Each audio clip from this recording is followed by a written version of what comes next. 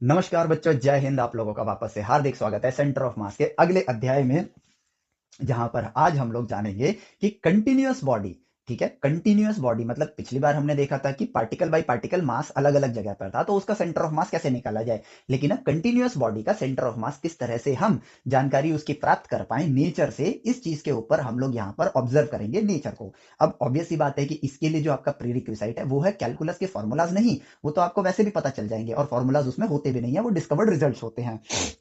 आपके लिए जो प्रीरिक्विसाइट है वो है कैलकुलस का कोर नॉलेज, कि जीरो मल्टीप्लाई इंफिनिटी एक नंबर होता है, जीरो डिवाइड बाई जीरो भी एक नंबर होता है, जब डिवीजन करते हैं तो डिफरेंशिएशन, मल्टीप्लाई करते हैं तो इंटीग्रेशन। इसका ज्ञान आपके लिए इंपॉर्टेंट है, जो कि हम ऑलरेडी यहां पर जान चुके हैं अपनी इस सीरीज में, जो कि आपको ऑलरेडी हम लोगों ने आप लोगों ने पढ़ रखा है। और अगर नहीं पढ़ा है तो वो आपके लिए बहुत मैंडेटरी होने वाला है, क्योंकि हम यहाँ पर डायरेक्ट फॉर्मूला लिख के आपके इक्वेशंस डिराइव नहीं करने वाले हैं, हम नेचर को ऑब्जर्व करके उस ज्ञान की मदद से इन समीकरणों को डिस्कवर करेंगे। इसलिए कैलकुलस का कोर नॉलेज, जो ट्रू नॉलेज है उसकी, वो आपके लिए जरूरी है। अब बात करते हैं कि हमें अब ये जानना है, हमारी क्यूरियोसिटी ये है कि हम कंटिन्यूअस बॉडी के सेंटर ऑफ मास को जानना चाहते हैं, हम अपनी इस क्यूरियोसिटी को नर्चर करना चाहते हैं। तो हमें करना क्या होगा, हम ऑब्जर्व करेंगे, जो ज्ञान हमारे पास है उसकी मदद से ऑब्जर्वेशन के दौरान कुदरत से कम्युनिकेट करेंगे, यानी उस ऑब्जेक्ट को जिसको हम ऑब्जर्व कर रहे हैं उससे कम्युनिकेट करेंगे विज्ञान और गणित के ज्ञान से। जैसे ही हम उससे कम्युनिकेट करेंगे, ज्ञान नेचर स्वयं हमें प्रदान कर कर जाएगा। यही हमारा राइट वे ऑफ एजुकेशन है और हमें इसी को फॉलो करना है। अब क्या करते हैं, हम सबसे पहले एक रॉड लेते हैं। शुरुआत करते हैं बड़े ही बेसिक से स्ट्रक्चर से, कि हमने यहां पर एक रॉड ले ली, ठीक है, जिसकी लेंथ आपकी एल है। ठीक है, लेंथ आपकी एल है, और यहाँ पे मेजरमेंट के लिए ऑब्वियसली आप क्या करोगे, एक फ्रेम ऑफ रेफरेंस बनाओगे। ठीक है, फ्रेम ऑफ रेफरेंस आप इस तरीके से बनाओगे, ये रहा आपका एक्स एक्सिस और ये रहा आपका वाई एक्सिस। अब क्योंकि ये वाई एक्सिस पे नहीं है तो बस ये तो दिखाने के लिए हमने यहाँ पर बना दिया। इसका इनिशियल कोऑर्डिनेट है x1, दूसरा कोऑर्डिनेट है x2, और इसकी जो लेंथ होगी l, लेंथ जो है वो है x2 माइनस x1, इसकी लेंथ आ जाती है। अब इसमें जो मास है वो यूनिफॉर्मली डिस्ट्रीब्यूटेड है। ठीक है, तो हम यहां पर लिख देते हैं यूनिफॉर्मली डिस्ट्रीब्यूटेड है, यूनिफॉर्मली डिस्ट्रीब्यूटेड है, डिस्ट्रीब्यूटेड यानी कि हर जगह क्या है, बराबर बराबर है। तो इस वजह से इसका सेंटर ऑफ मास ऑब्वियसली इसके मिड पॉइंट पर आएगा, जो कि होगा आपका l/2, मतलब अगर लेंथ वाइज बात करें या फिर अगर कोऑर्डिनेट वाइज बात करें तो x होगा आपका x1 प्लस x2 अपॉन में 2। x centre of mass, centre of मास का कोऑर्डिनेट ये होगा, जो कि हमें पहले से पता है और आसानी से हम देख के ही बता सकते हैं, क्योंकि यूनिफॉर्मली डिस्ट्रीब्यूटेड है।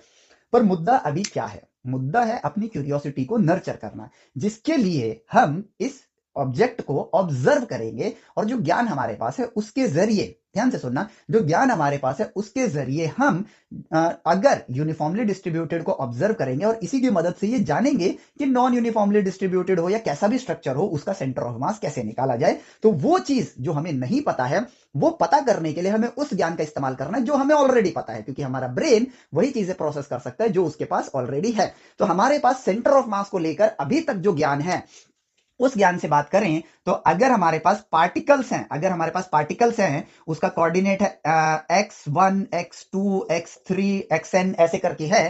ठीक है, तो इनका सेंटर ऑफ मास हम जानते हैं, x सेंटर ऑफ मास जो कि है mixi का summation divided by summation of mi, from i equal to 1 से लेकर n तक, i इक्वल टू 1 से लेकर n तक। ये ज्ञान हमारे पास है। ठीक है, तो हमारे पास जो ज्ञान मौजूद है वो पार्टिकल्स का सेंटर ऑफ मास निकालने के लिए है, लेकिन यहां पर एक कंटिन्यूअस बॉडी है। ठीक है, पार्टिकल्स का सेंटर ऑफ मास का ज्ञान मौजूद है, बट ये क्या है, एक कंटिन्यूअस बॉडी है। तो जो ज्ञान है हम उसी का इस्तेमाल कर सकते हैं।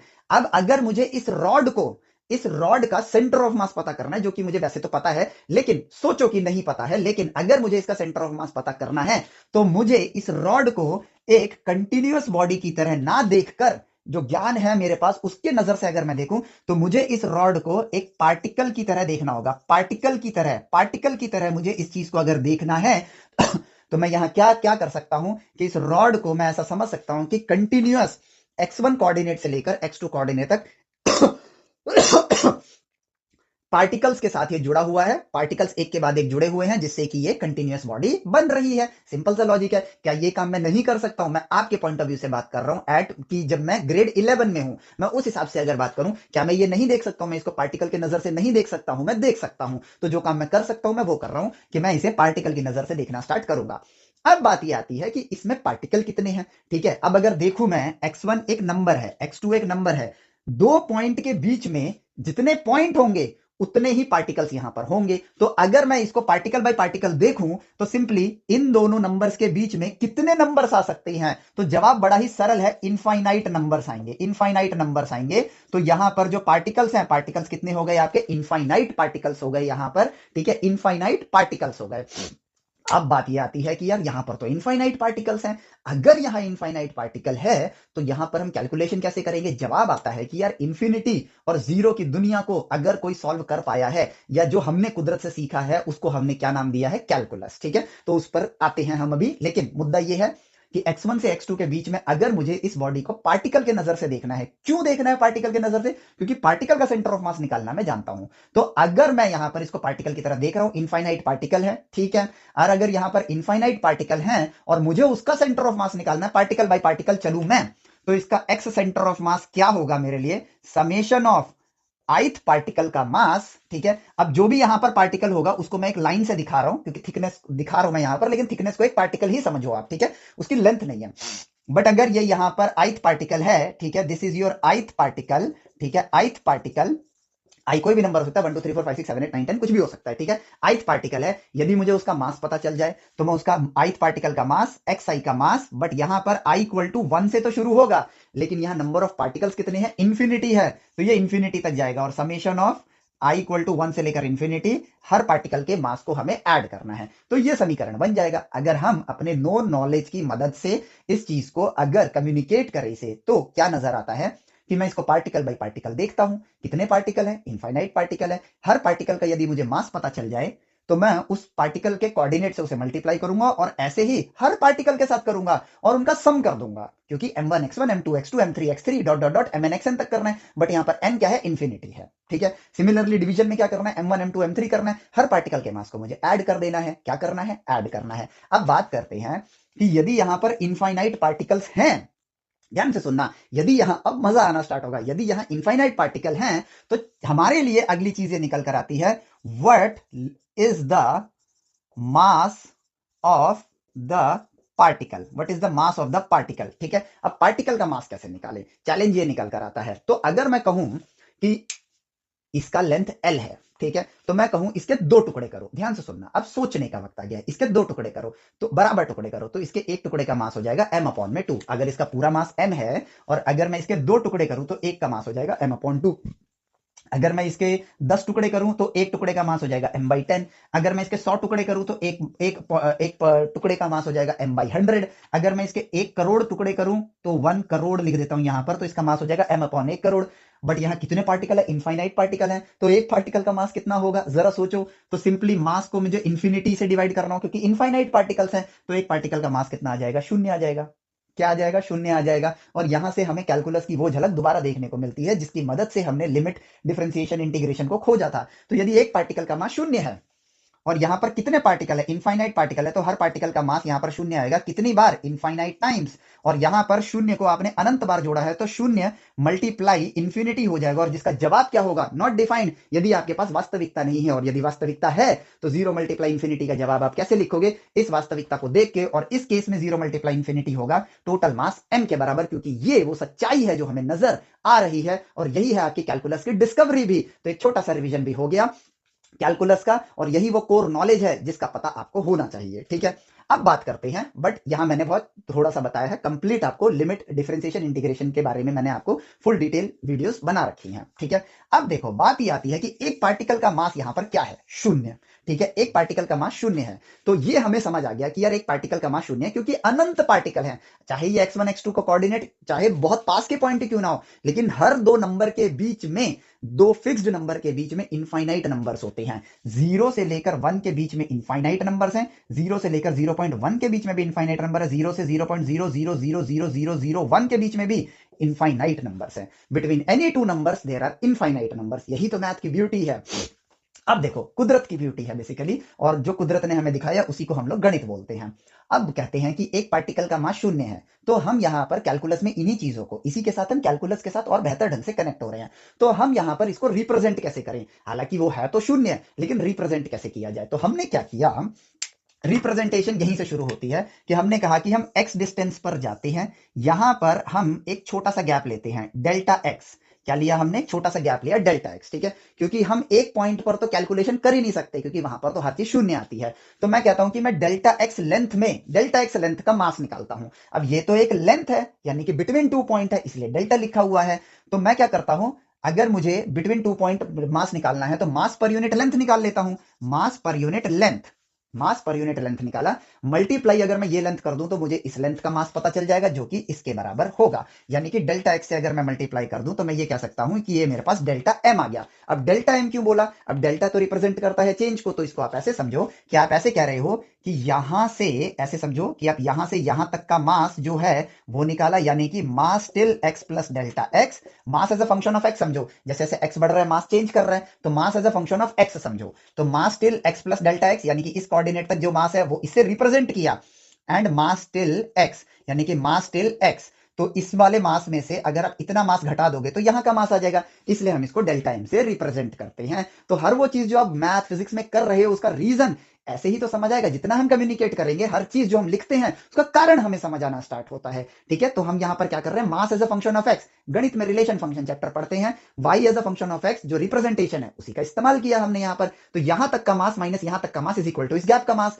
और वो किसके बराबर है, mass per unit length into delta x के बराबर है। तो ये आ गया मेरे पास।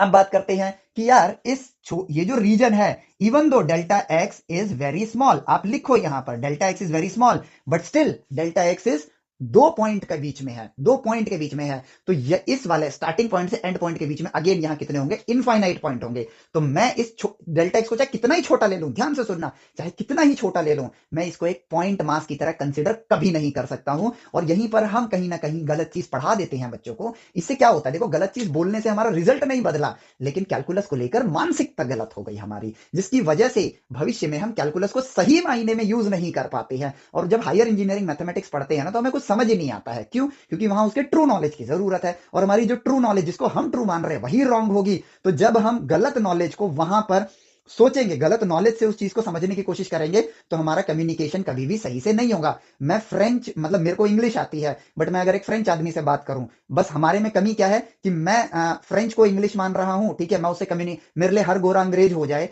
ठीक है, और मैं ये सोचूं कि उसको अंग्रेजी आती है बट उसे सिर्फ फ्रेंच आती है, और मैं कम्युनिकेट करना चाहूं तो मिसमैच हो जाएगा कम्युनिकेशन। उसी तरीके से मैं गलत चीज को सही मान लूं, और भविष्य में मैं एडवांस इंजीनियरिंग मैथमेटिक्स ये सब चीजें जब पढ़ूं, ठीक है, तो मैं वहां पर गलत चीज को सही मान के अगर कम्युनिकेट कर रहा हूं तो मैं वहां पर मिस कम्युनिकेशन होगा ही होगा और मुझे वो चीजें समझ नहीं आएंगी। तो अब ये जो चीज है इसको समझना कि ये जो सेक्शन है ये पॉइंट नहीं हो सकता, ये बिटवीन टू पॉइंट है, ठीक है, बिटवीन टू पॉइंट है। तो यहां पर मेरे को अगर एक पॉइंट का मास चाहिए तो ऑब्वियसली डेल्टा एक्स क्या होना चाहिए, मेरे पास जीरो होगा, तभी मेरे को एक पॉइंट मास मिलेगा। तो अब डेल्टा एक्स को जीरो करना है, जैसे ही जीरो करूंगा इसकी वैल्यू क्या हो जाएगी, जीरो हो जाएगी। बट हम इसको रिप्रेजेंट कैसे करते हैं, हम इसको रिप्रेजेंट बस ऐसे करेंगे, limit delta x approaches to zero. ये बस एक रिप्रेजेंट करने का तरीका हो गया, एम अपॉन में एल डेल्टा एक्स, जो कि ऑब्वियस ही बात है, आप डेल्टा एक्स को जीरो की तरफ जब अप्रोच कराओगे तो डेल्टा एक्स क्या होता जाएगा, जीरो होता जाएगा। तो इसका जवाब जीरो को ही अप्रोच करेगा, जो कि वास्तविकता है। एक पार्टिकल का मास कितना है यहां पर, इस केस में कितना है, जीरो है। इनफाइनाइट पार्टिकल होंगे तो हमेशा जीरो आएगा, ठीक है, तो हर केस में अगर इनफाइनाइट पार्टिकल्स है तो मास क्या आएगा, जीरो। तो यहां पर भी वो क्या होगा, जीरो, लेकिन हम इसको बस रिप्रेजेंट करने के लिए लिखेंगे M upon L D X. तो इसकी वैल्यू क्या होती है, इसकी वैल्यू एक्चुअली में क्या होती है, जीरो, क्या होती है, जीरो होती है, ठीक है। तो ये बस रिप्रेजेंट करने का तरीका हो गया, उसकी वैल्यू क्या है, जीरो। तो यहां पर ये क्या है, एक पार्टिकल का मास, क्यों, क्योंकि अब आपने अगर डेल्टा एक्स को जीरो कर दिया, जैसे ही मैं इसको गायब करता हूं, डेल्टा एक्स को जीरो कर देता हूं, तो ये जो दूसरी लाइन थी ये पास आ गई और ये इसी के साथ मर्ज हो गई, ये इसी के साथ मर्ज हो गई। तो अब डेल्टा एक्स में कोई लेंथ नहीं है। तो बिटवीन टू पॉइंट अगर mass m upon l delta x था, तो एक पॉइंट पे मास रिप्रेजेंट करने के लिए होगा एम अपॉन में एल डी एक्स, डी मतलब चेंज एट अ पॉइंट, ठीक है, चेंज एट अ पॉइंट, यानी कि आप डी एक्स लेंथ आगे बढ़े हो, डी एक्स क्या है, एक पॉइंट है, एक पॉइंट लेंथ आगे बढ़े हो, तो इसलिए रिप्रेजेंट कर रहा है mass per unit length multiply point, point length क्या होती है, जीरो, तो इसका जवाब क्या आ जाएगा, जीरो आ जाएगा। अब ये ऐसे रिप्रेजेंट क्यों करते हैं, इसके साथ भी और थोड़ा गहरा कनेक्शन बनाते हैं। मान के चलो कि इसका मास 2m होता, इसका मास 2m होता, ठीक है, तो यहां पर क्या हो जाता है, इसका मास इसका डबल कर दो तो वो 2m अपॉन में एल डी एक्स होता, इसका मास अगर 3m कर दो तो 3m अपॉन में dl होगा। लेकिन फिर आप कहोगे कि अंत में तो वो जीरो ही बन रहा है, लेकिन यहां पर मजेदार बात क्या है, थोड़ी गहराई के साथ सोचो, ठीक है, कि zero plus zero plus zero is equal to zero, zero plus zero plus zero plus zero plus zero is also equal to zero, but these two zeros are not same, क्योंकि ये शून्य 3 बार कुछ नहीं करने से आया है और ये शून्य 5 बार कुछ नहीं नहीं करने से आया है, इसलिए 0 × 5 जो 0 बना रहा है और 0 × 3 जो 0 बना रहा है, they are also not same. तो यहां पर जो रिजल्ट आएगा ना, अभी मैं और बेहतर ढंग से आपको समझाऊंगा यहाँ पे, लेकिन ये बात ध्यान रखना, यहाँ पे जो रिजल्ट आएगा वो m/l की वजह से वेरी करेगा। अगर 2m/l होगा तो जवाब कुछ और आएगा, 3m/l होगा तो जवाब कुछ और आएगा। कैसे आएगा अभी और बेहतर ढंग से हम इसे समझेंगे। अब मुद्दा क्या आता है, अब जरा मैं आपको एक बार और छोटा सा एक रिवीजन दे देता हूं, ठीक है। हमें जो पता है वो है पार्टिकल्स का सेंटर ऑफ मास कैसे निकाला जाए, ठीक है। हमारे पास एक कंटीन्यूअस बॉडी है, हमने क्या किया, एक पार्टिकल का मास निकाला जो कि शून्य आता है, तो उसको हमने रिप्रेजेंट कैसे किया, एक डेल्टा एक्स लेंथ लिया, उस डेल्टा एक्स लेंथ का हमने मास देखा, उसका कोऑर्डिनेट हमारे लिए एक्स हो गया, उसका कोऑर्डिनेट हमारे लिए क्या है, एक्स है, लेकिन एक्स कोऑर्डिनेट सिर्फ पहले पॉइंट का कोऑर्डिनेट है, but delta x between 2 point है, तो हमने क्या किया, डेल्टा एक्स को शून्य कर दिया। जैसे डेल्टा एक्स को शून्य किया, रिप्रेजेंट ऐसे किया m/l dx, जो कि एक्चुअली में क्या है, शून्य के बराबर है, ठीक है। और एक पॉइंट का मास कितना होगा, पॉइंट मास आपका 0 ही आएगा। अब एक पॉइंट का मास मुझे पता चल गया है, ठीक है, जिसको मैं 0 ना लिखकर ये लिखूंगा, m/l dx लिखूंगा, ठीक है। तो एक पॉइंट का मास मुझे मिल गया, तो point mass is equal to m/l dx, ठीक है। पॉइंट मास मिल गया। अब क्योंकि वो पॉइंट है तो उसका कोऑर्डिनेट एक ही हुआ, पॉइंट का कोऑर्डिनेट तो एक ही होगा, ठीक है। जब तक डेल्टा एक्स लिया था तब तो भैया हर पॉइंट के डिफरेंट डिफरेंट कोऑर्डिनेट थे, तो वो मैं कर ही नहीं सकता हूं। और मुझे क्या आता है, मुझे एक पॉइंट का अगर कोऑर्डिनेट पता है तो मैं उन पॉइंट मासेस का सेंटर ऑफ मास बता सकता हूं। तो मेरे पास पॉइंट आ गया, पॉइंट का कोऑर्डिनेट आ गया, तो मैं यहां पर क्या कर सकता हूं, MI/XI अब मैं निकाल सकता हूं। कैसे, क्योंकि पॉइंट मास क्या है, पॉइंट मास यहां पर क्या है, अगर मैं पॉइंट मास को देखूं तो वो है मेरे पास m/l dx, ये क्या है, पॉइंट मास, मल्टीप्लाई उसका कोऑर्डिनेट क्या है, कोऑर्डिनेट है उसका x, कोऑर्डिनेट है उसका x की वैल्यू अलग अलग करते जाओ, हर पॉइंट का आपको मिल गया, हर पॉइंट का कोऑर्डिनेट आपको मिल जाएगा। तो MI/XI मैंने यहां पर लिख दिया। जैसे ही मेरे पास ये आया, ठीक है, जैसे ही मेरे पास ये आया, मैं क्या करूंगा, इसका समेशन कर दूंगा। समेशन क्यों करूंगा, क्यों, क्योंकि हर पॉइंट मास का, पॉइंट मास मतलब मास मल्टीप्लाई कोऑर्डिनेट का समेशन करना है। हमें जो पता है वो क्या है, ये पता है ना, मास इंटू कोऑर्डिनेट। तो ये आ गया आपके पास मास, तो मास अगर डेल्टा m है तो पॉइंट मास को आप dm से रिप्रेजेंट कर सकते हो। तो ये बेसिकली आप ऐसे भी लिख सकते हो xdm, जस्ट दिखाने के लिए। और हमें क्या करना है, इसका समेशन करना है, इसका समेशन करना है, डिवाइड बाई आपको क्या करना है, एम आई का समेशन। तो एम आई क्या है, बेसिकली हर पॉइंट मास को ऐड करना है आपको। तो summation of dm, summation of dm, यानी कि डिनोमिनेटर में आप लिख दो समेशन ऑफ dm, ये आपको करना है। अब देखो इसका जवाब क्या होगा, शून्य, लेकिन शून्य को आप अनंत बार जोड़ोगे तो वो एक नंबर आएगा। कैसे देखोगे, कैसे पता करोगे उस नंबर को, वास्तविकता को देख के, यही कैलकुलस है। डिनोमिनेटर भी वही है, ये भी आपके 0 + 0 अनंत बार जुड़े हैं, तो उसको आप कैसे बताओगे, वास्तविकता को देखकर बताओगे। अब बारी आती है वापस से गहरी सांस लेकर सोचने की, ठीक है।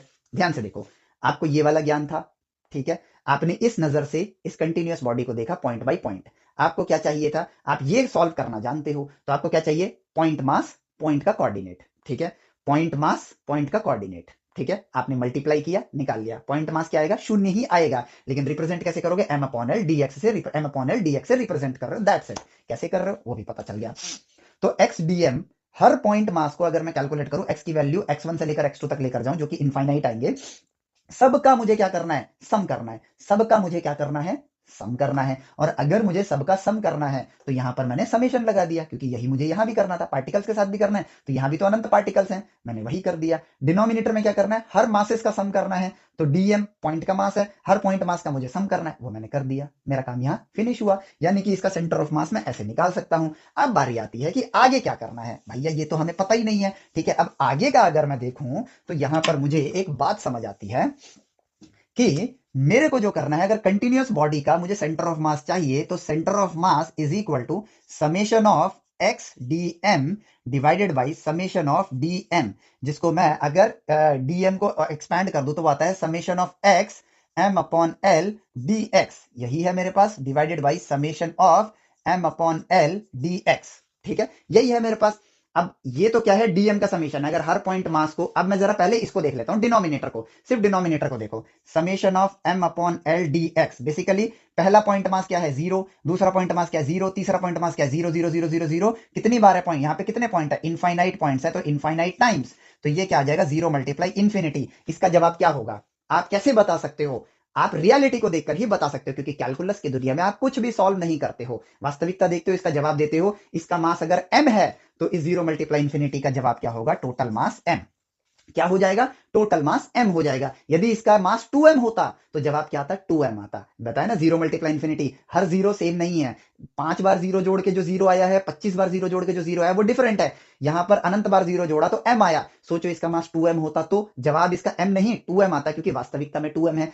3 गुना मास होता तो 3m आता, 4 गुना मास होता तो 4m आता। As simple as that. तो वास्तविकता हमें दिख रही है अब। तो डिनोमिनेटर तो मुझे मिल गया, जो कि बेसिकली m के बराबर होगा। तो मैं इसको अब और आगे करके लिख देता हूं, 1/m summation of mx upon में l dx। ये रहा मेरे पास, ठीक है।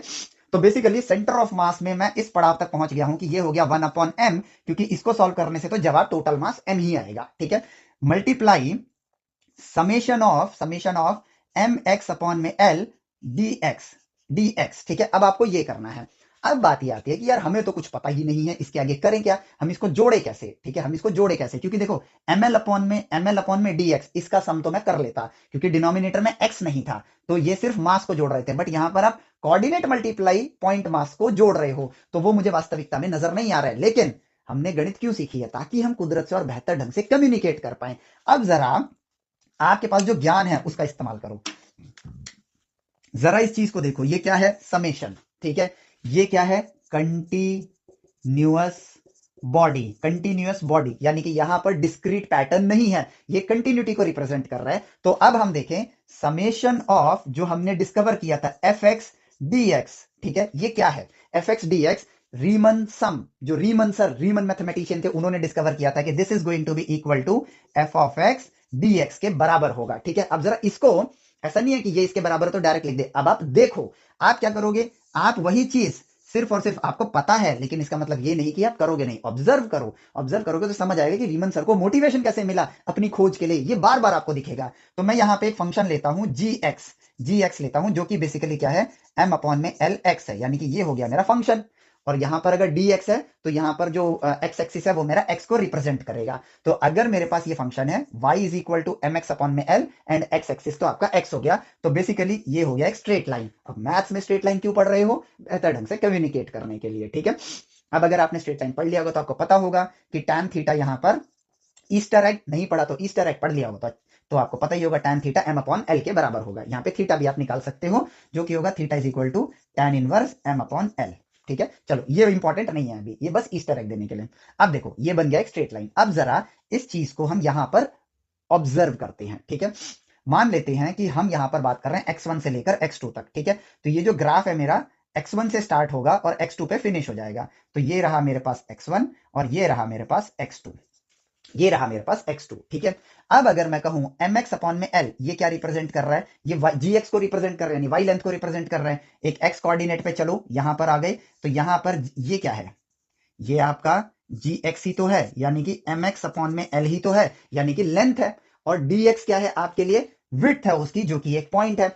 अगर इसको देखा जाए तो ये वही चीज तो है जो हमने इंटीग्रेशन में खोजी थी, यानी कि यहां पर टोटल नंबर ऑफ पॉइंट्स बता रहा है। तो अगर मैं x1 पे देखूं, उसके अगले पॉइंट पे देखूं, सारे पॉइंट को देखूं, तो यहां बेसिकली इसका अगर मैं सम करूंगा तो ये क्या बन जाएगा?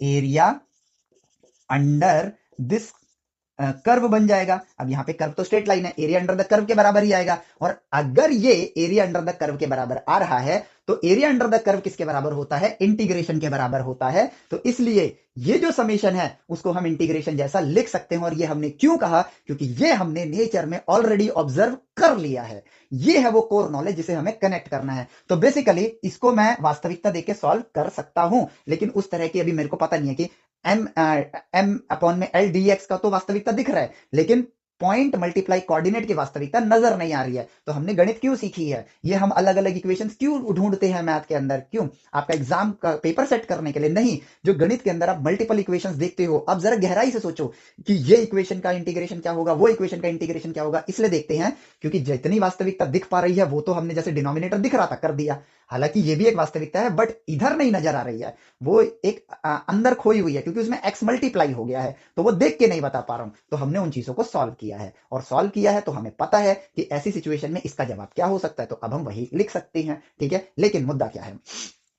फंक्शन है dx से मल्टीप्लाइड है, उसका सम करना है। अगर वो कंटिन्यूअस होगा तो वो एरिया अंडर द कर्व देगा, और area under the curve integration के बराबर होता है। यही चीज रीमन सर ने खोजी थी, और उन्हीं की खोज आज हमें अब ये बता रही है, फाइनली हमें ये बता रही है कि ये जो पार्ट है ये बेसिकली इंटीग्रेशन के बराबर हो जाएगा। तो पहले लिखूंगा 1/m, और ये हो जाएगा इंटीग्रेशन ऑफ mx अपॉन में l dx, इसके बराबर हो जाएगा। और यही बनेगा मेरा फाइनली सेंटर ऑफ मास का समीकरण कंटिन्यूअस बॉडी के लिए। जिसको मैं और बेहतर ढंग से लिखूं तो ये जो चीज है इसको मैं लिख सकता हूं, क्योंकि कंटिन्यूअस बॉडी है, x dm का इंटीग्रेशन लिख सकता हूं क्योंकि इसका सम करना है, कंटिन्यूअस बॉडी यही ग्राफ है, तो रिप्रेजेंट करने के लिए बस dm लिख दिया। dm आपका फाइनली खुल खुला के यही आएगा, यही आएगा। तो ये हो गया इस केस के लिए, dm हर केस में अलग अलग होगा ना, तो आप ये लिख दो डिवाइडेड बाई ये क्या है, summation of dm integration of dm। तो ये आ गया सेंटर ऑफ मास का फॉर्मूला, जो कि इंटीग्रेशन वाले फॉर्मेट में आपको दिखाया जाता है।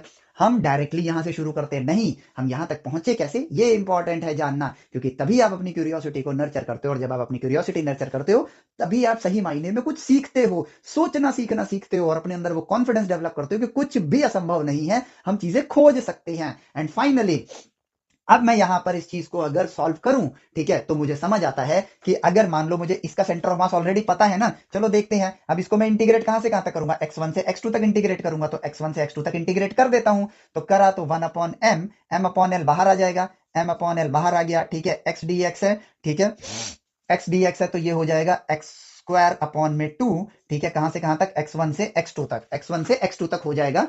तो यहां लिख देते हैं 1/m से m काट दो, 1/l, तो ये आएगा, और 2 यहां ले लो, x2 square minus x1 square, ठीक है। अब l किसके बराबर है, l है आपके पास x2 माइनस x1 के बराबर, 1/x2 माइनस x1 मल्टीप्लाई 2, और यहां पर आ जाएगा आपके लिए a square minus b square, x2 plus x1, x2 minus x1, ये और ये डिवाइड हो गए, तो आया x1 प्लस x2 अपॉन में 2। जैसा वास्तविकता में है वैसा ही रिजल्ट कैलकुलस ने भी हमें प्रदान किया। तो ये प्रूव हो जाता है कि हमने जो खोजा, जो सीखा कुदरत से, वो एकदम सही खोजा है। एंड दिस इज हाउ कि सेंटर ऑफ मास एक कंटिन्यूअस बॉडी का ये क्यों होता है, हमें ये पता चल गया। सबसे इंपॉर्टेंट बात ये थी, सॉल्व करना इंपॉर्टेंट नहीं है, इंपॉर्टेंट है कि जो आप कर रहे हो वो क्यों कर रहे हो, उसकी जानकारी होना इंपॉर्टेंट है। क्योंकि हमें एक खोजकर्ता बनना है, हमें एक इनोवेटर बनना है। हमने साइंस अपने सपने पूरे करने के लिए लिया है, भेड़ चाल को फॉलो करने के लिए नहीं लिया है। तो centre of mass of continuous body is equal to particle by particle देखा, तो वो क्या आया मेरे पास, एक्स डी एम का summation divided by summation of d m, जो कि आप लिख सकते हो integration of x d m divided by integration of d m from, यहां पर x1 जो होगा, x1 से x2 तक, या dm कोऑर्डिनेट आप लिखोगे जो लिमिट होगी जहां पे भी आपको दिया होगा, ठीक है, वो सिचुएशन पे डिपेंड करेगा। तो अभी सिर्फ इंटीग्रेशन का सिंबल लगा देते हैं, और ये हमें पता चल गया। कैसे पता चला, हमने उस कंटिन्यूअस बॉडी को पार्टिकल की नजर से देखा, पार्टिकल का मास तो जीरो होता है। अब देखा जाए तो ये भी तो जीरो ही है ना, ये भी तो जीरो ही है, ठीक है। हाँ, अब एक और बात जो मैंने बात करी थी कि यहां पर हमने लिया था m/l dx, sorry m/l x लिया था, जो ये हमारे पास फंक्शन था gx, वो m/l x लिया था, ठीक है। तो इसका जो इंटीग्रेशन बन रहा था वो क्या बन रहा था, m/l x dx, यही बन रहा था। सोचो मास डबल होता तो ये डबल आता, तो इसका जो रिजल्ट आता वो उसके हिसाब से, वो यहां पर भी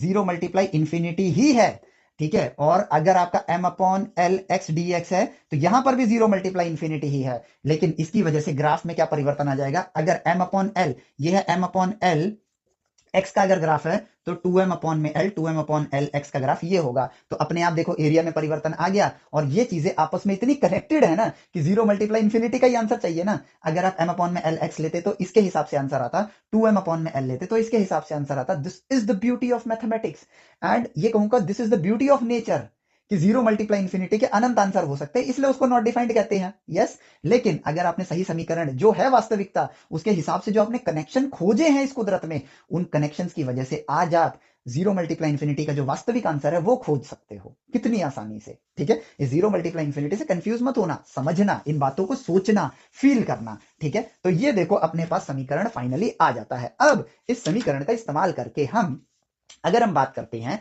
कि एक रॉड लेते हैं, ठीक है, जिसका हमें क्या चाहिए, ये नॉन यूनिफॉर्म बॉडी है, क्या है, नॉन यूनिफॉर्म है, ठीक है।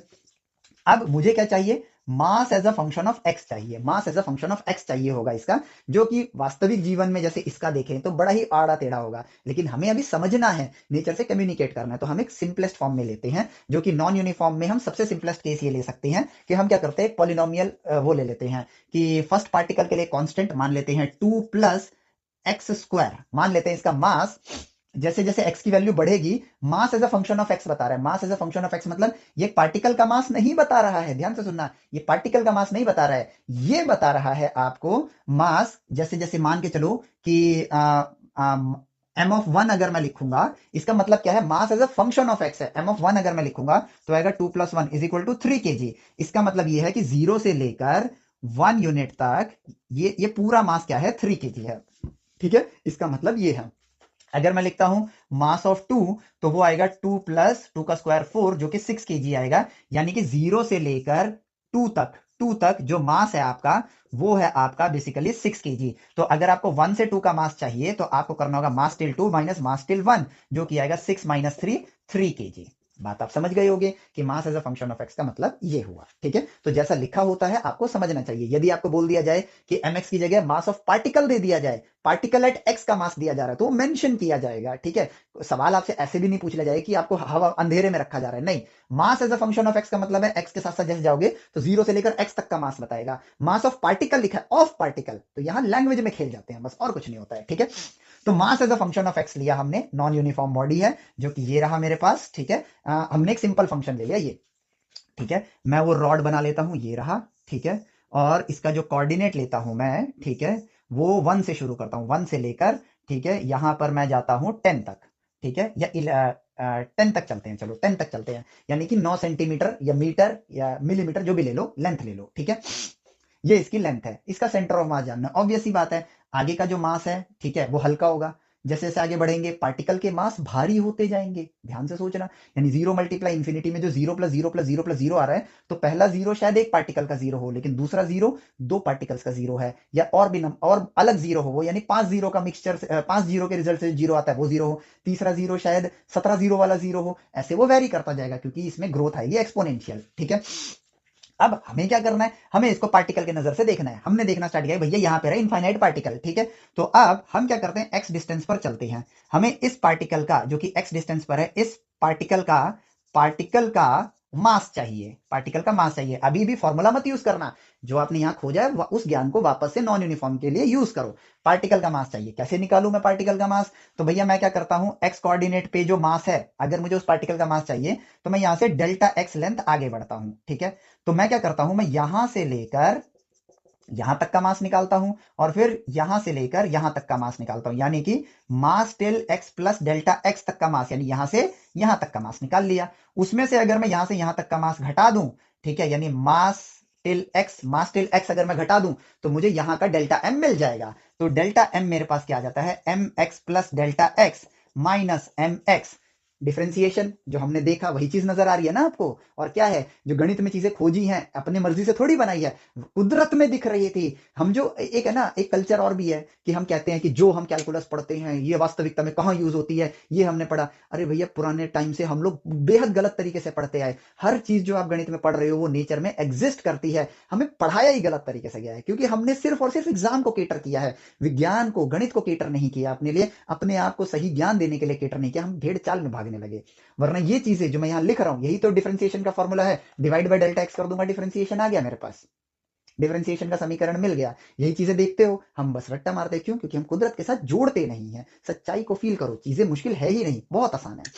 तो ये क्या मिल गया मुझे, डेल्टा एम मिल गया, यहां से यहां तक का मास मिल गया। बट मुझे क्या चाहिए, पार्टिकल का मास चाहिए, या इन शॉर्ट कहूं पॉइंट मास चाहिए, पॉइंट मास चाहिए जिसका कोऑर्डिनेट क्या है, एक्स है, ठीक है। अब पॉइंट मास कैसे निकाल सकता हूं मैं, तो यहां का डेल्टा एम मेरे पास ये आ गया, ठीक है। अब डेल्टा एक्स अगर मैं अप्रोच करा दूं 0 को, तो मुझे क्या मिल जाएगा, पॉइंट मास मिल जाएगा। तो पॉइंट मास को मैं यहां पर कैसे लिखूंगा, पॉइंट मास को मैं यहां लिख सकता हूं, पॉइंट मास को लिखूंगा डीएम, डेल्टा एम क्या है, बिटवीन 2 पॉइंट, डीएम क्या है, पॉइंट मास, जो कि हो जाएगा बेसिकली, इसको मुझे निकालना है। अब कैसे निकालूं, मैं इसके लिए क्या कर सकता हूं, सिंपली डेल्टा एम को डेल्टा एक्स से डिवाइड कर देता हूं, डेल्टा एम को डेल्टा एक्स से डिवाइड कर देता हूं, ठीक है, जिससे कि मुझे क्या मिल जाएगा, डिफरेंशिएशन का फॉर्मूला, यानी कि rate of change of mass with respect to x. ये डेरिवेटिव का ज्ञान है मेरे पास, तो ये बन जाएगा, ये तो मेरे पास समीकरण आ गया, ठीक है। और ये मेरे पास एक रिजल्ट देगा। अब डीएम अपॉन में dx is equal to mass till x plus delta x minus m x divided by delta x. Dm upon में डीएक्स कब होगा? जब मैं करूंगा limit delta x approaches to zero. Dm upon में डीएक्स निकाल लेते हैं, ये रहा, ये समीकरण है। क्या इस समीकरण का मैंने डीएम अपॉन में डीएक्स गणित में खोज के अपना आर्काइव बना के रखा है या नहीं रखा है? रखा है, ठीक है। यानी कि वो डिस्कवर्ड रिजल्ट मैंने ऑलरेडी निकाल कर रखे हैं। तो मैं डीएम अपॉन में डीएक्स अगर करूं तो कांस्टेंट का होगा 0, एक्स स्क्वायर का होगा 2x। तो इसका जवाब आएगा limit delta x approaches to zero m x plus delta x minus m x divided by delta x is equal to, मेरे पास आ जाएगा, क्या आएगा? 2x आएगा। बेसिकली ये क्या है? डीएम अपॉन में dx है। एक पॉइंट का मास क्या है, किससे रिप्रेजेंट हो रहा है? डीएम से रिप्रेजेंट हो रहा है ना, तो डीएम चाहिए आपको। तो dm is equal to 2x dx। अब देखो, ये चीजें हम याद करते हैं कि आपको पॉइंट मास चाहिए तो डेरिवेटिव निकाल के dx वहां मल्टीप्लाई कर दो। क्यों कर दो? रीजन समझ आ रहा है, बात करने की देर है बस, नेचर से रीजन समझ आने लगा है। तो डीएम क्या है? तो यानी कि एक पॉइंट का मास क्या है? मैंने जब डेल्टा एक्स को जीरो कर दिया तो पॉइंट मास आया। तो पॉइंट मास आया at coordinate x, point mass is 2x dx, ठीक है। और ध्यान से देखो, जैसे जैसे x वेरी करता जाएगा आपका पॉइंट मास भी बदलता जाएगा। हालांकि इसकी वैल्यू क्या है, जरा सोचो, इसकी वैल्यू क्या है? डेल्टा एक्स अगर आपका जीरो होगा, यानी कि dx अगर आपका जीरो है, तो dm क्या है? एक पॉइंट का मास कितना आएगा? जीरो ही आएगा ना। लेकिन हर जीरो अलग अलग होगा, क्योंकि जब x की वैल्यू 1 होगी तो ये होगा 2dx, x की वैल्यू 2 होगी तो ये होगा 4dx, x की वैल्यू 3 होगी तो ये होगा 6dx। हैं सारे जीरो, लेकिन अलग अलग जीरो हैं, अलग अलग जीरो हैं। और इनका जो टोटल सम होगा वो वास्तविकता को देख के आप बताओगे, ठीक है, वास्तविकता को देख के बताओगे। तो पॉइंट मास मुझे मिल गया, point mass dm is equal to 2x dx मुझे मिल गया। अब उस पॉइंट का कोऑर्डिनेट क्या है, ठीक है। अगर आपको सेंटर ऑफ मास चाहिए तो आपको पॉइंट मास चाहिए dm, उसका कोऑर्डिनेट क्या है? x। उसका सम करोगे जो आपको आता है पार्टिकल वाला, divided by her point mass को ऐड कर दोगे। और ये हमने अभी खोजा, किसके बराबर होगा? Integration of x dm divided by integration of dm के बराबर होगा। अब पॉइंट मास है, सारे तो जीरो ही हैं, लेकिन जब आप पॉइंट मास को जोड़ोगे तो कुल मिला के टोटल मास तो एम ही आना है ना, घूम फिर के डिनोमिनेटर का मास तो एम ही आना है, डिनोमिनेटर का रिजल्ट क्या आना है? एम ही आना है। सारे पॉइंट मास ही तो जोड़े हैं, सारे पॉइंट मास को जोड़ दोगे तो टोटल मास एम आएगा, तो डिनोमिनेटर तो एम बन जाएगा। तो बेसिकली ये हो जाएगा 1 अपॉन कैपिटल एम, जो इसका टोटल मास है, ठीक है। अब टोटल मास इसका कैसे निकालोगे? टोटल मास आप कैसे निकालोगे? M till 10 minus m till 1, mass as a function of x दिया हुआ है ना, तो 2 प्लस 10 का स्क्वायर, ठीक है, माइनस 2 माइनस 1 का स्क्वायर, ठीक है। तो 2 से 2 घटाओ, 100 माइनस 1 विच इज 99 kg। तो टोटल मास एम ही लिखता हूं, बट वो 99 kg है इस केस में, ठीक है। अब x dm को अगर मैं देखूं तो x मैंने लिखा यहां पर इंटीग्रेशन ऑफ x, dm क्या है? 2x dx है, यानी कि 2x स्क्वायर dx आ गया। कहां से कहां तक इंटीग्रेट करोगे? 1 से लेकर 10 तक, 1 से लेकर 10 तक। तो यहां पर आएगा फाइनली 1/99, ठीक है, मास की जगह 99 लिख दिया, मल्टीप्लाई 2x क्यूब, ये होगा 2x क्यूब अपॉन में 3, कहां से कहां तक? 1 से लेकर 10 तक। तो ये आएगा 1/99 मल्टीप्लाई 2 अपॉन में 3, ठीक है। 10 का क्यूब हो जाएगा 1000 माइनस आपका 1 का क्यूब तो 1 होगा। तो यहां पर बेसिकली आ जाएगा 999, यहां पर आ जाएगा 999, ठीक है। तो ये होगा 11, ये होगा 111, ठीक है। कुछ कट रहा है? नहीं।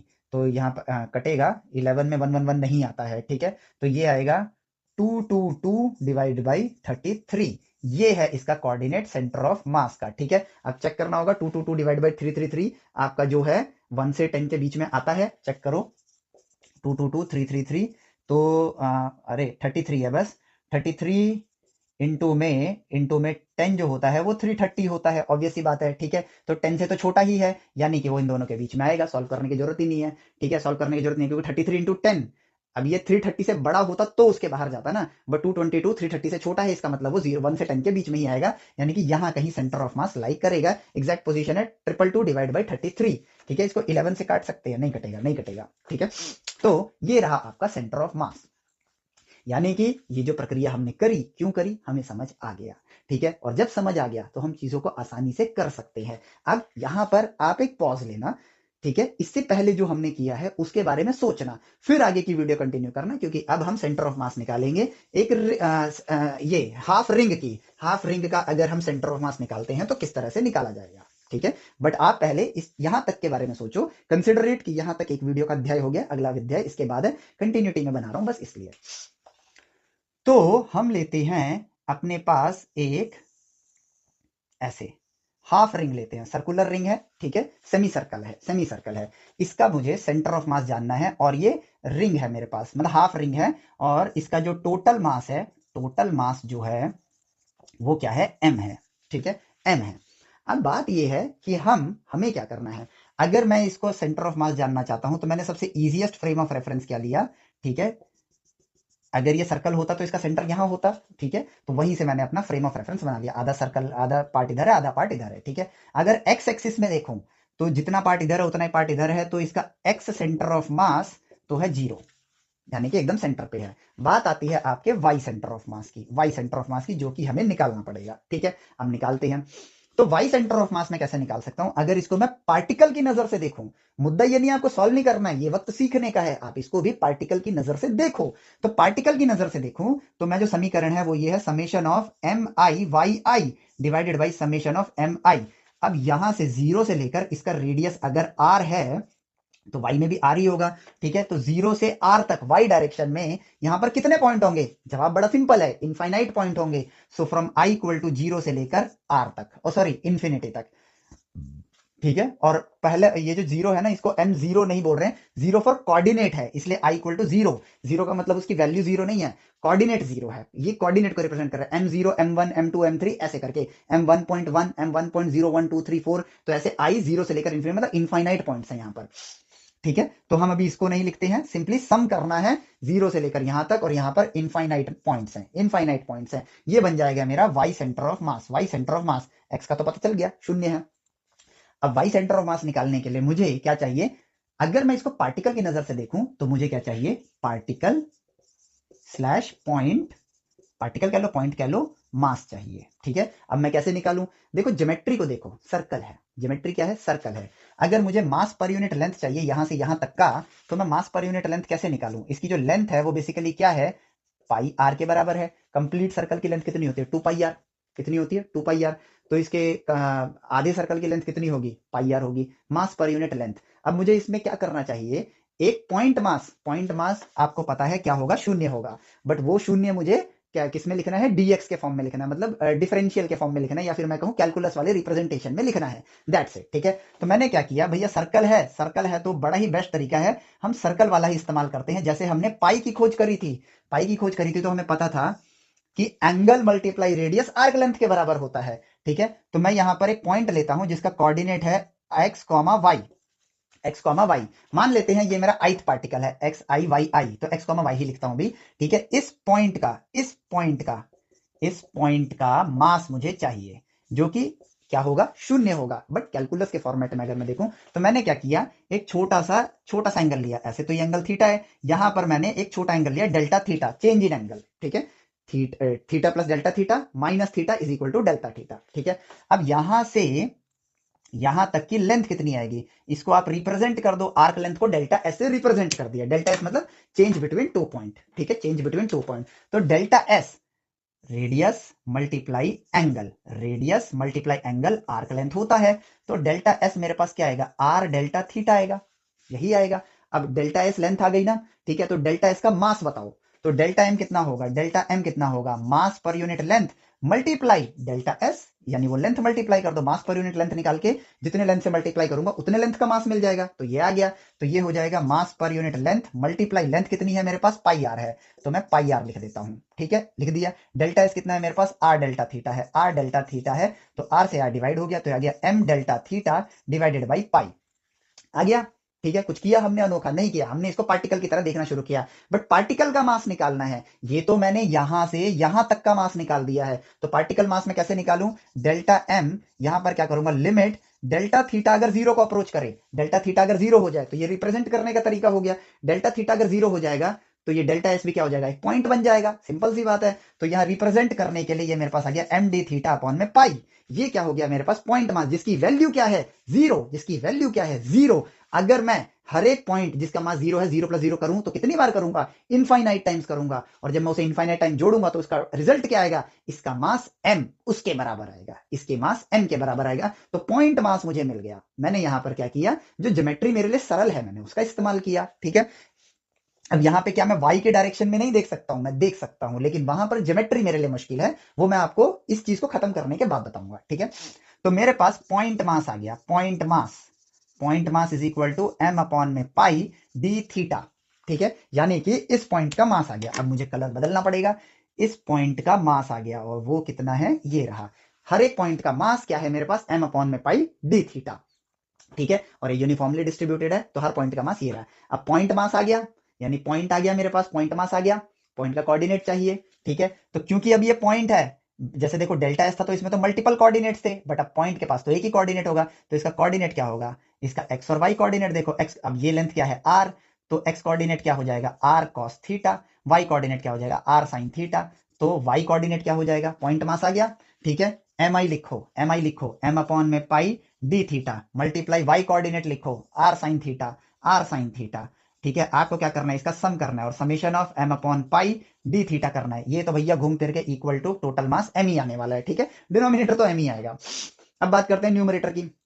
अब जरा इसको देखो, यहाँ क्या है, डी थीटा है। आप बस अपनी नॉलेज को देखने के लिए, ये क्या है, एक फंक्शन, ठीक है। ग्राफ बनाया करो, ताकि आपको समझ आएगा कि जो खोजे करी गई है ना, वो एवं नहीं करी गई है, वास्तविकता में दिखता था, इसीलिए वो करते थे। यहाँ पे मैं फंक्शन लेता हूं एच ऑफ थीटा, जो कि बराबर है एम अपॉन में पाई आर साइन थीटा, ठीक है। और यहाँ पे ले लिया मैंने थीटा, ठीक है। अब इसका एक ग्राफ होगा, एम अपॉन में एम आर अपॉन में पाई कांस्टेंट है, ठीक है। साइन थीटा है, तो इसका ग्राफ कुछ ऐसे जाएगा, इस तरीके से, जिसमें ये वाली वैल्यू जो है 1 नहीं होगी, एम आर अपॉन में पाई के बराबर होगी, ठीक है। इसको अगर आप देखोगे, ठीक है, इसको अगर आप देखोगे तो ये कंटिन्यूअस कर्व है। ये क्या है, कंटिन्यूअस कर्व है। अब अगर मैं इसको देखूं, तो एक पर्टिकुलर एंगल पर, ये तो थीटा की वैल्यू है ना, एक पर्टिकुलर थीटा पर अगर आप देखोगे तो आपको क्या मिलेगा, फंक्शन, तो यानी कि ये लेंथ मिल गई। और यहाँ पे एक्स एक्सिस क्या है आपका, थीटा है, तो डी थीटा क्या है, एक पॉइंट, तो यानी कि आपको मिल गया एक लाइन। तो अगर आप सारी लाइनों को जोड़ोगे तो क्या मिल जाएगा, आपको मिलेगा area under the curve, area under the curve, ठीक है। एरिया अंडर द कर्व, और एरिया अंडर द कर्व किसके बराबर होता है, इंटीग्रेशन। हालांकि मैं डायरेक्ट बोल सकता था कि ये इंटीग्रेशन के बराबर है, बट मैं चाहता हूं कि आप ये सब चीजें बार बार किया करो, ताकि आप बेहतर कनेक्ट करो उन चीजों के साथ। तो अब हमने इसी चीज को वापस से देखा, वापस से एरिया अंडर द कर्व भी आ रहा है ना, और हम एरिया अंडर द कर्व को इंटीग्रेशन से भी कैलकुलेट कर सकते हैं। तो इसलिए ये जो चीज है अब इंटीग्रेशन बन जाएगी। तो यहां पर फाइनली आएगा integration of m r upon में pi sine theta d theta divided by total mass m. अब यहां पर आप जो डी थीटा में इंटीग्रेट कर रहे हो, कहां से कहां तक कर रहे हो, 0 डिग्री से लेकर all the way to 180 degree, यानी कि 0 रेडियन से लेकर पाई रेडियन तक। और जब भी आप गणित में कैलकुलेशन करोगे, ठीक है, जहां पर आपको वैल्यूज निकालनी है, तो आप रेडियन में ही करोगे। और ये हमने पाई की खोज में बताया था, क्योंकि ये लेंथ के साथ एसोसिएटेड है। तो 0 से लेकर पाई तक। अब बचा क्या, क्या इसका समीकरण खोज के हमने अपने आर्काइव में रखा हुआ है, हाँ रखा हुआ है। तो उस आर्काइव की मदद से देखेंगे, एम आर अपॉन में पाई बाहर है, साइन थीटा का इंटीग्रेशन होता है minus cos theta, minus cos theta कहां से कहां तक, 0 से पाई तक, डिवाइडेड बाई एम आएगा, एम से एम काट दो, आर अपॉन में पाई, कॉस यहां पर आएगा minus cos pi plus cos 0, ठीक है। कॉस पाई की वैल्यू होती है -1, माइनस के आगे माइनस हो जाएगा +1, तो ये हो गया +1 तो ये फाइनली आएगा 2r अपॉन में pi, and that is your y c o m. उसका कोऑर्डिनेट मिल गया। तो इसका जो सेंटर ऑफ मास है वो ये रहा, जिसकी वैल्यू है 0,2r अपॉन में pi. That's it, we are done, ठीक है। कितने आसान है इन चीजों को समझना, समझना जरूरी है हमारे लिए। इंपॉर्टेंस किसी चीज का फॉर्मूला याद करना नहीं है या डिराइव करना नहीं है, नेचर से कम्युनिकेट करना हमारे लिए बहुत इंपॉर्टेंट है। अब आपसे कहें कि हेमिस्फेयर का सेंटर ऑफ मास बताओ, ठीक है, तो एक हेमिस्फेयर को ना स्लाइस करके देखो, वो ऐसे ही शक्ल ले लेगा ना, ठीक है। या फिर स्लाइस भी मत करो, जस्ट अपनी, कहते हैं ना, डीप डाइव करो। मैंने सबसे पहले आपको क्या बोला था, सेंटर ऑफ मास स्टार्ट करने से पहले, आप कितना डीप डाइव कर सकते हो, ठीक है। आपके पास एक हेमिस्फेयर है, आप उसको काटोगे तो अलग अलग साइजेस के इस तरह के पार्ट आएंगे, ठीक है। बाउल है, बाउल हेमिस्फेरिकल बाउल है, ठीक है, कोई बात नहीं, आप काटो भी मत, और थोड़ा डीप डाइव करो, अपनी क्यूरियोसिटी को नर्चर करो। अगर मैं इसी, ये मान लो एक तार से मैंने एक सेमी सर्कल बनाया है, ठीक है, इस तार को अगर मैं ऊपर से पकड़ के गोल घुमा दूं, तो वो बाउल ही तो बनाएगा। इस पॉइंट पे अगर इसका सेंटर ऑफ मास ऐसे है, मानो मैंने घुमा के ऐसे कर दिया, तो भी तो सेंटर ऑफ मास वहीं रहेगा, और घुमा दिया अलग अलग एंगल पे घुमाया, सेंटर ऑफ मास वहीं रहेगा। यानी हेमिस्फेरिकल बाउल जो कि अंदर से हॉलो है, उसका सेंटर ऑफ मास भी 2r अपॉन में पाई पर ही होगा, है ना, सिंपल सी बात। तो देखो कितना सिंपल है ये सारी चीजें।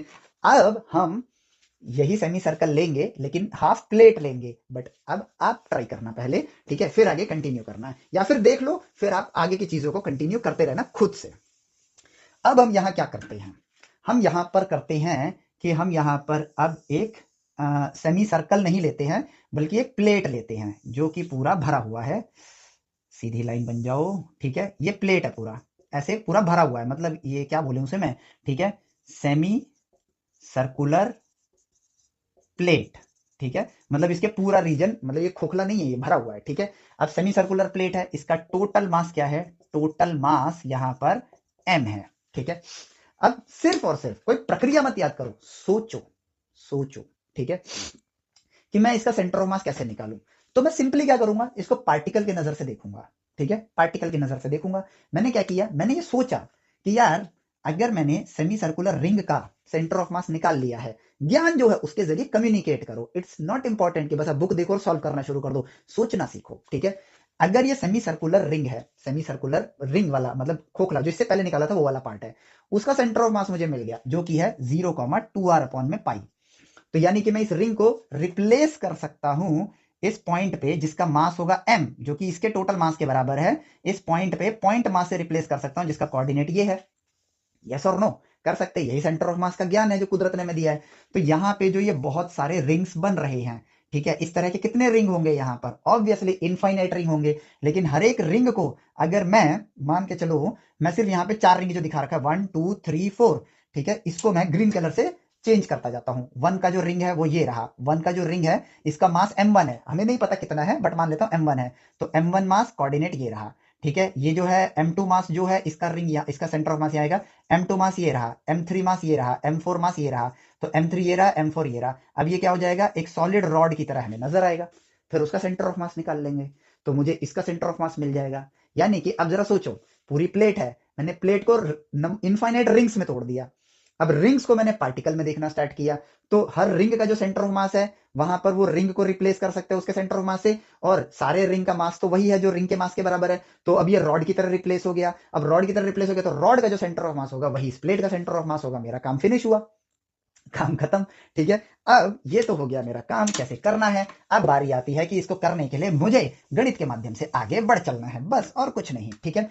तो मैं लेता हूं अपना सेमी सर्कुलर प्लेट, ठीक है, सॉल्व करने से ज्यादा इंपॉर्टेंट है सोचना सीखना, ठीक है। मुझे क्या चाहिए, रिंग, मुझे क्या चाहिए, सेमी सर्कुलर, एससी मतलब सेमी सर्कुलर रिंग, ठीक है। तो इसका जो फाइनल रेडियस है, आउटर लेवल पे जो रेडियस है वो है कैपिटल आर।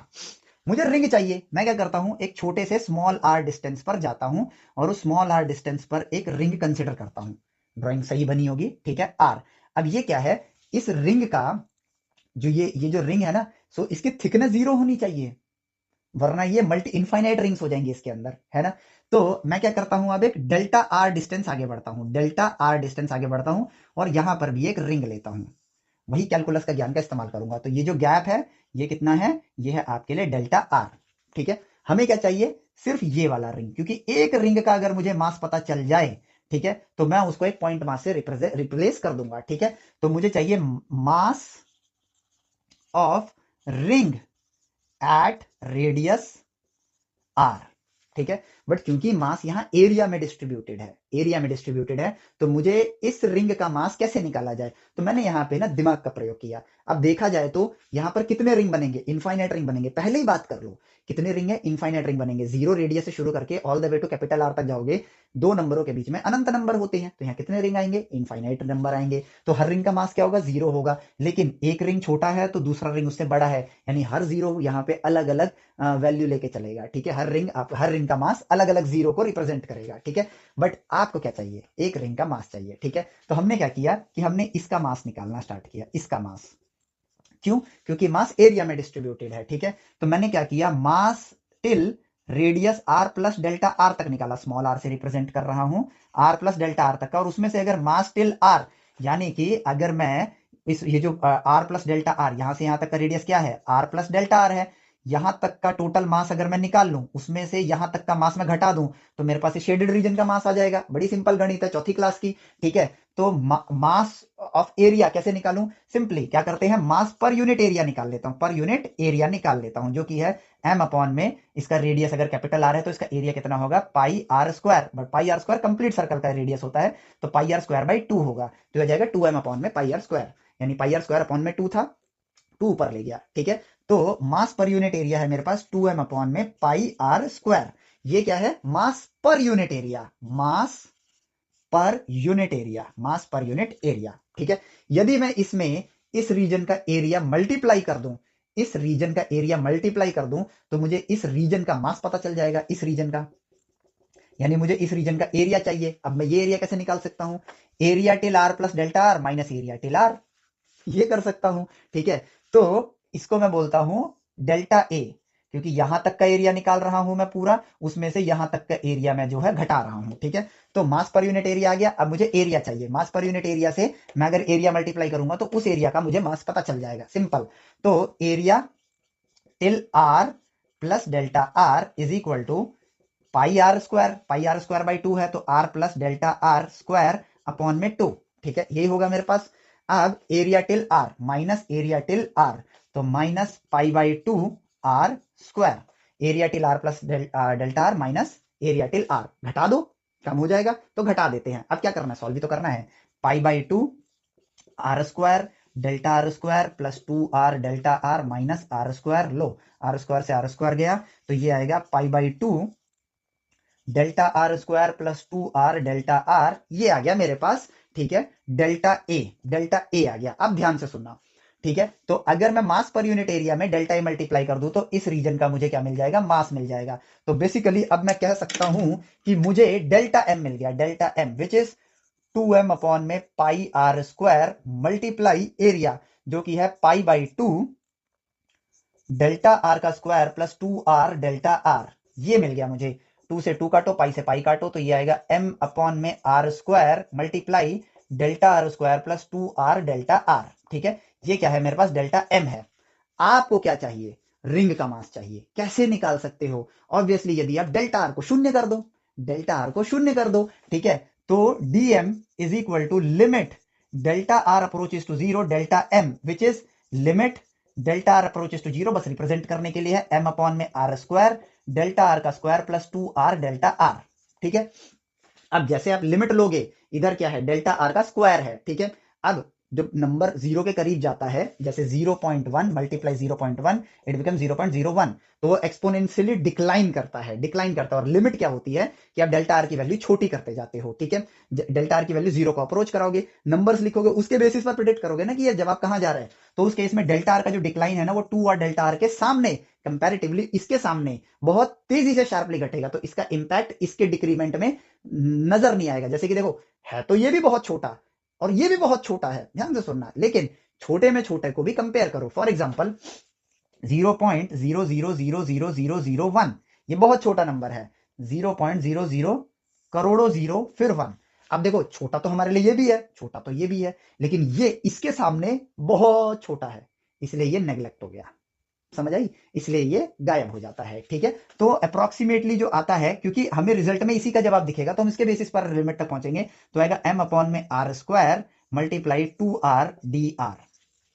ठीक है, ये मेरे पास फाइनली आएगा एक रिंग का मास, जो कि एक्चुअली में क्या होगा? शून्य ही होगा। ये है तो शून्य ही, लेकिन वो ये बता रहा है कि आर डिस्टेंस पे जो शून्य है ना, वो इस समीकरण को फॉलो करेगा। उस रिंग का मास कितना है? m अपॉन में r square 2 r d are.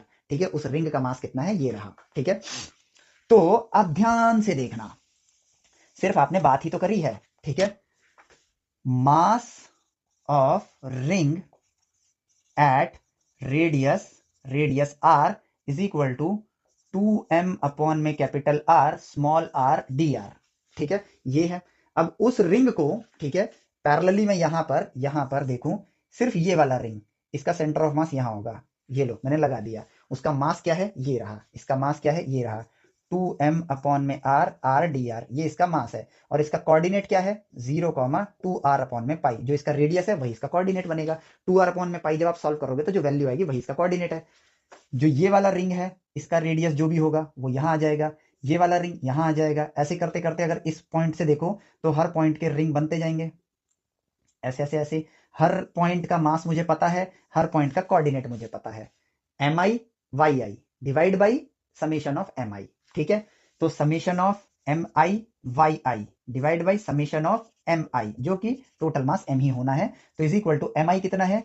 2m upon में capital r r d r multiply इसका वाई आई कितना है? 2r अपॉन में पाई। मिल गया?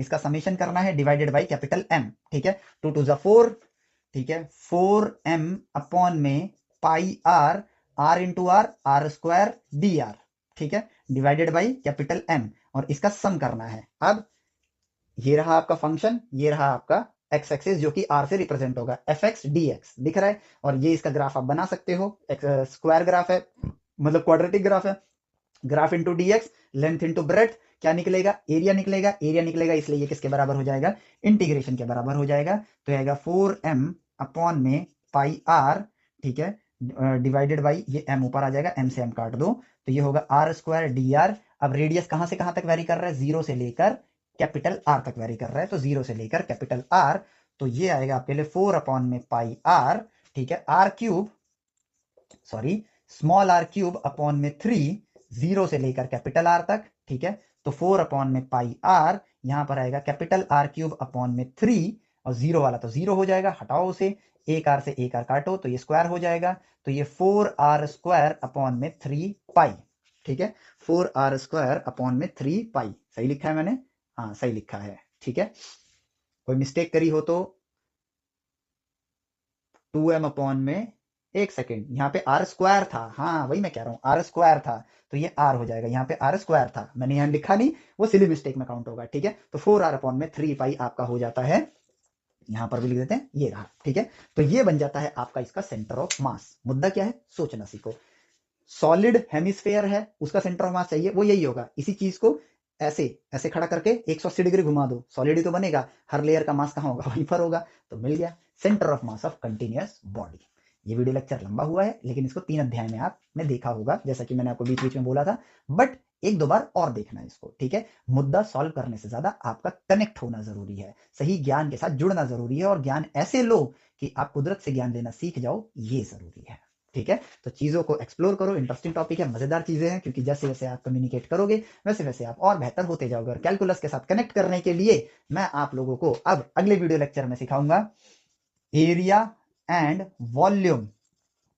ये आपके सिलेबस में नहीं है, but just to connect more with calculus, area and volume using calculus of, ठीक है, कर्वीलिनियर जो ग्राफ होते हैं उनका एरिया एंड वॉल्यूम कैसे निकालना है, ठीक है, वो अब हम लोग देखेंगे, यहां पर मजा आएगा। एरिया लिख दिया, एरिया तो आपको पता ही है, surface area, basically surface area, I mean to say कि एक बॉडी है जिसका शेप ऐसे है, मान लेते हैं ऐसे है, इसका अगर मुझे सरफेस एरिया निकालना है तो कैसे निकालेंगे, ये चीज ये आपके 12th में तो है ही, बट यहाँ अब इसलिए पढ़ाऊंगा क्योंकि अब आगे हमें कैलकुलस का बहुत यूज करना है, तो अब और बेहतर ढंग से कनेक्ट हो जाओगे, और फिर आएगा उसके बाद आएगा आपका मोशन, ये बड़ा इंपॉर्टेंट है, क्योंकि अंत में हमें जानना क्या है, मोशन ही तो जानना है, motion of centre of mass, and no formulas only discovery, चीजों को यहाँ डिस्कवर किया जाएगा, ठीक है, सो मिलते हैं अगले वीडियो लेक्चर में, till then keep exploring in right way, and अगर आपको लगता है कि स्टेम वेदास इंडिया को सही ज्ञान प्रदान कर पा रहा है, सही दिशा में गाइड कर पा रहा है, तो प्लीज ज्यादा से ज्यादा लोगों को स्टेम वेदास के बारे में अवेयर कराएं, अपने जूनियर्स को भी अवेयर कराएं जो अब 11th ग्रेड में आने वाले हैं। सो मिलते हैं अगले लेक्चर में, till then take care, bye, जय हिंद।